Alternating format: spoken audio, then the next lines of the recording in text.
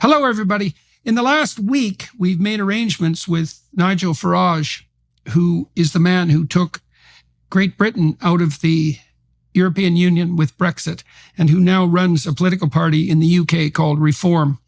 The aim of Reform is to shake the Conservatives up, let's say, and return the classic Liberals and the moderate right to something approximating, what would you say, an orientation that's actually based on the fundamental principles of Western civilization itself.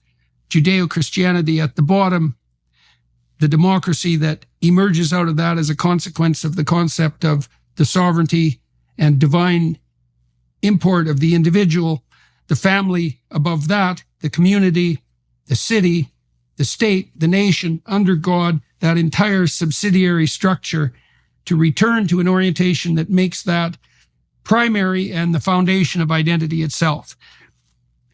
Nigel Farage's party is making great headway in the UK, surprising headway, and also among young people.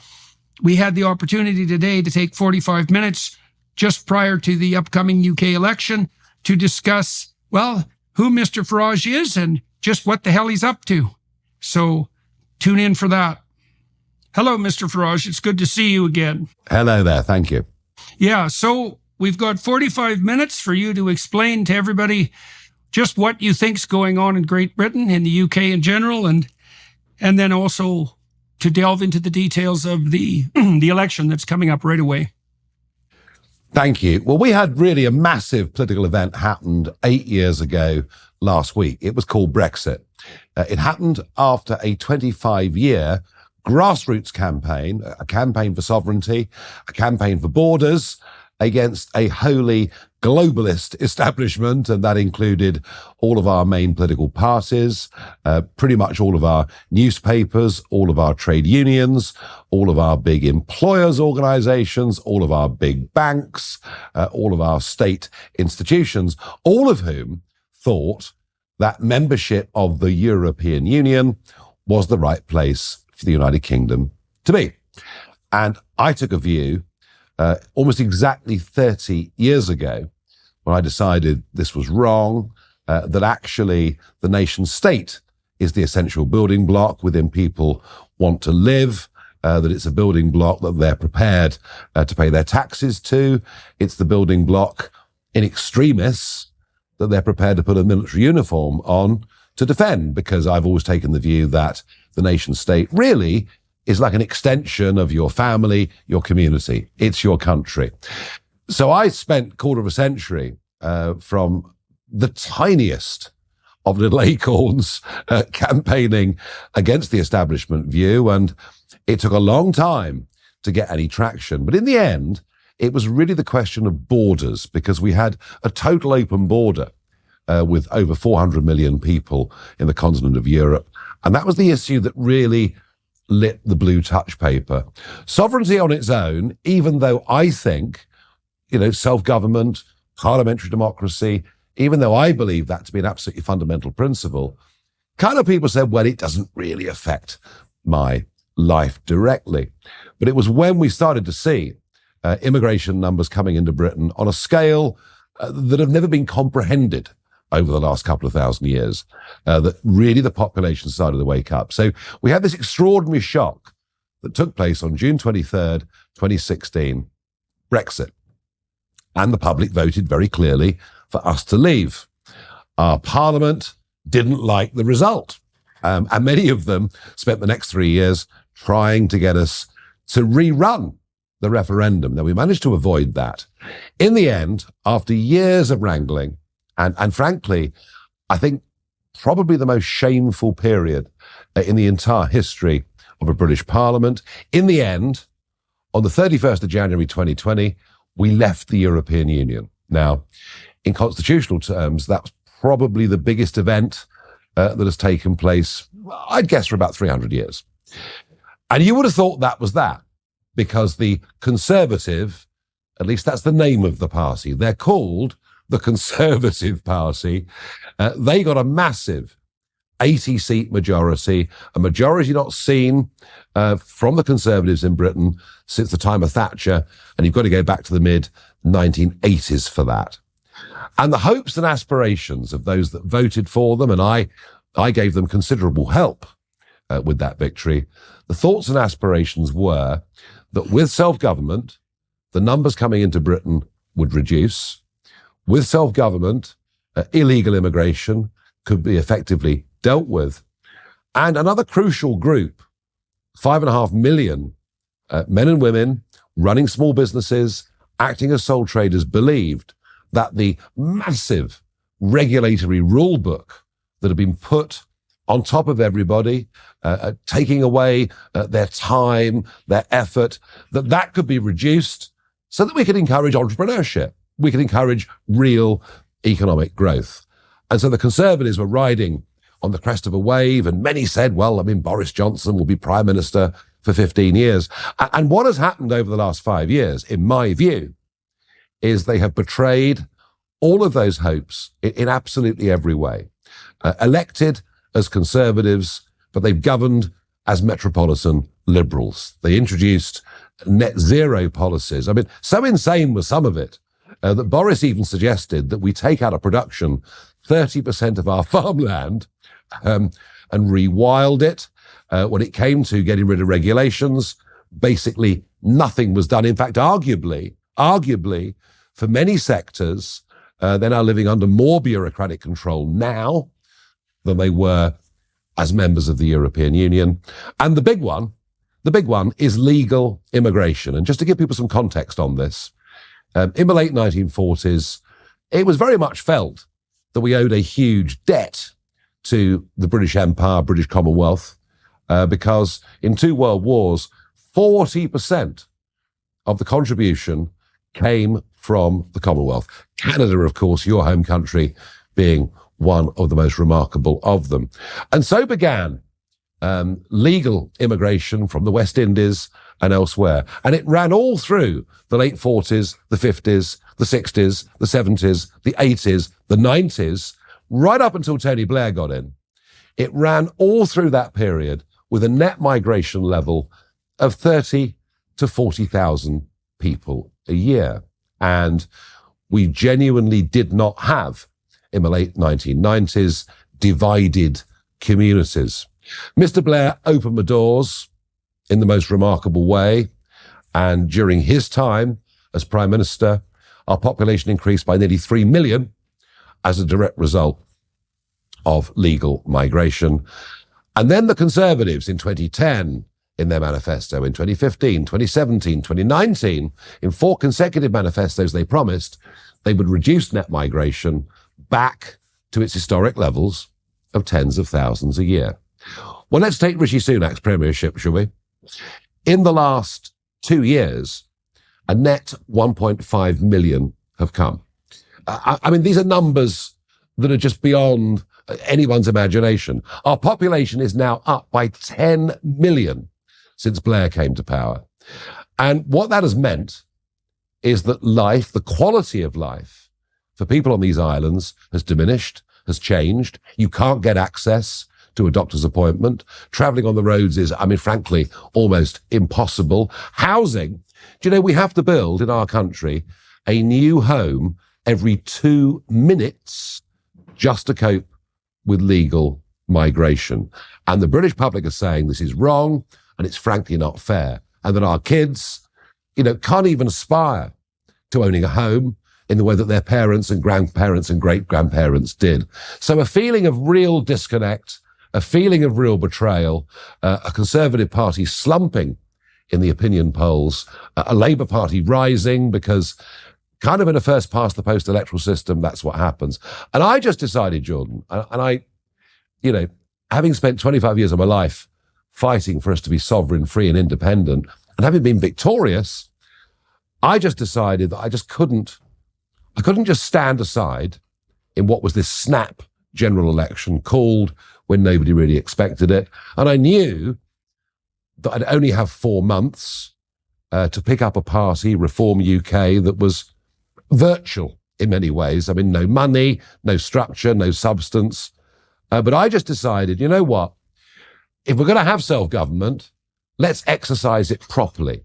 Let's exercise it in the interests of our people. So I decided a month ago I would, plant my flag in the sand and put myself forward for the election. So that is why I'm here. I think the disconnect that exists between our political and media class in London and the rest of the country has never been bigger. And this is, for me, just the first step.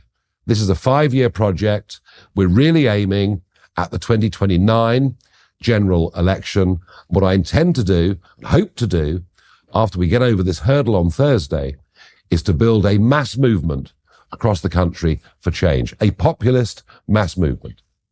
All right, so I have a bunch of questions. Let's start with the political situation with regard to the Conservatives. So the first question, I'll ask you about 3 and then let you answer those. What do you think it was that alerted you so long ago to the dangers of the EU? And the reason I'm asking that is because there was reason for people to be hopeful about the EU project. The fact that you could travel in Europe without passports from country to country was interesting. There was a while when there seemed to be a real sheen on the EU project. And there was, of course, concerns after the First and Second World Wars that the project of nationalism had flaws built into it, especially on the European side, that were so massive that some other form of government might reasonably be attempted. The world is unifying more too, because we communicate with each other much more. Now, you were obviously very early in your apprehension that distributing power farther up the hierarchy to a unified, say, European government or the UN or the WEF for that matter, had serious flaws. So what do you think it was that made you alert to that so much before anyone else really cottoned on to it? Well, I'm a sort of amateur historian. I love history, and I do think there are things we can learn from history. Sadly, we rarely do, but there are things we can learn. And here's the point. I mean, yes, of course, in 1870, the Germans invade France. In 1914, the Germans invade France. In 1940, the Germans invade France. And so this idea came around that if you unify France and Germany, and of course it began with the Coal and Steel Pact in 1951, if you unify France and Germany, if you unify the whole of Europe, those nationalistic factors that caused war would go away and we could live in peace.